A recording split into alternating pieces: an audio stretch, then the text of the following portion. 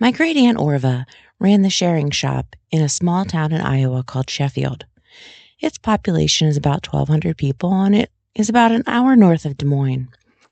Surrounded by pig farms and cornfields, the tiny little town is home to all of my favorite childhood memories. My grandparents lived out there, and we would drive from Maryland twice a year and spend weeks at a time running around on the farm and doing whatever kids do, getting into things outside. But the share shop was an idea that she thought of around 1990, I would say.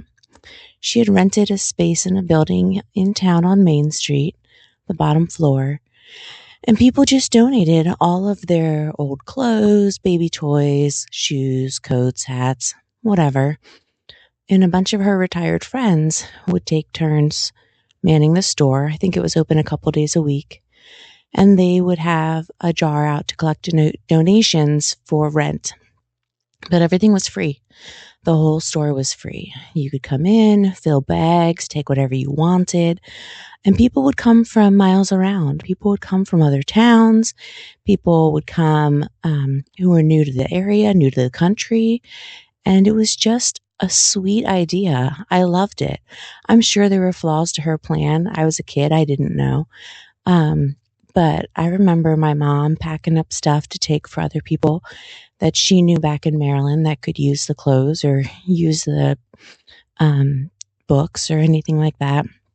My aunt was single. She never married. She had no kids of her own.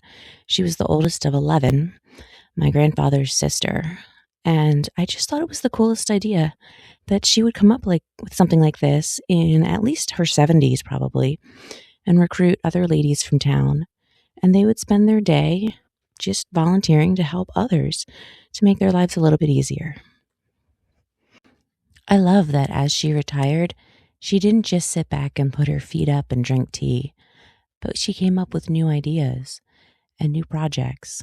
I want to be someone who leans into creating, helping, and blessing those around me, even after I'm done being a nurse. But coming up with a new chapter, with a new plan and a new adventure of other ways that can happen and how it can look. What's your next chapter going to be? What do you want to do? What are you dreaming about?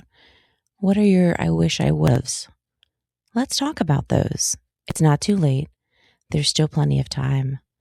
And I want you to get excited about something new. I love you, and I hope you have a wonderful day.